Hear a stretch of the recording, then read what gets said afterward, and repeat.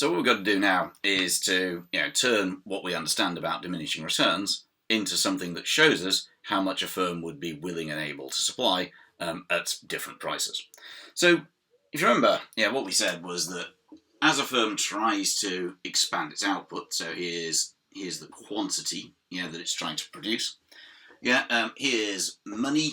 Up here we're going to measure costs, and we can also measure prices. We said that whilst initially a firm might be able to use teamwork, and the extra cost might fall, quite quickly the firm's marginal cost, the cost of making an extra unit, would increase would increase. So what we're going to look at then is, let's suppose that I now offered you. So remember, we're talking about markets where you don't set the price. So we're talking about, let's go back to our coffee grower. And I offer you £10 per bag of coffee. And all I want you to do is to look at each bag and say, well, do you want to supply it? So let's look at, that's the first bag. It costs you, say, £4 to produce, but I'm paying you £10, so you definitely want to produce that one.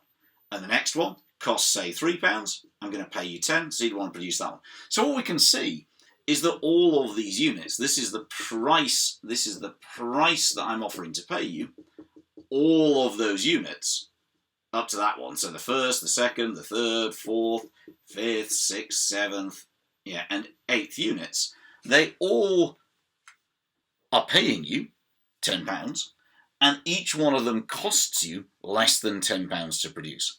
Therefore, what you'd like to supply is 8 units. That's what you would be willing to supply. And suppose I come along and say, well, I want to buy 20 units. I say my demand is for 20. Well, you're going to go, well, no, get lost. I'm not going to supply 20, because if you only pay me £10, and I supply the 9th unit and the 10th unit and the 11th unit, the cost of making that unit to me is more than the price you're going to pay me. So even if the demand was really, really high, you wouldn't supply more, unless I offered to pay you a higher price. But if I come along and say I want to buy 1 million units at £10 each, you're going to go, no, you can only have 8, because as soon as I try to produce more than 8, I'm going to make a loss. So the only way I can persuade you to supply more is say, well, okay, how about I pay you a price of £15? Now you begin again, well, look, I want to make all the units all the way up to 8. I definitely want to make that one, that one, that one, that one, that one, that one, that one, and that one. Because you were happy to supply those when price was £10. But now these units, the 9th unit costs you £12 to make. When the price was £10, you can say, well, I don't want to produce it. But now the price is 15, you're going to go, yeah, okay.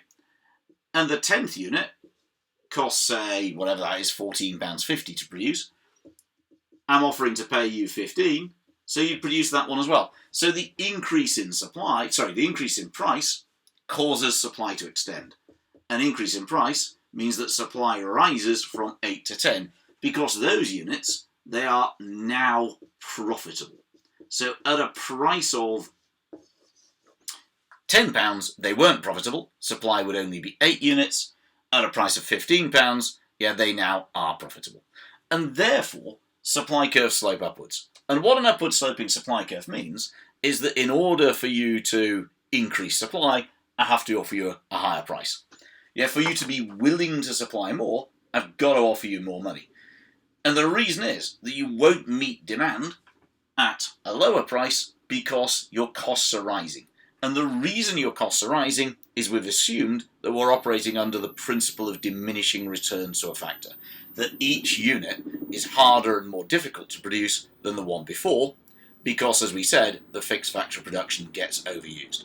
And that's why supply curves slope upwards.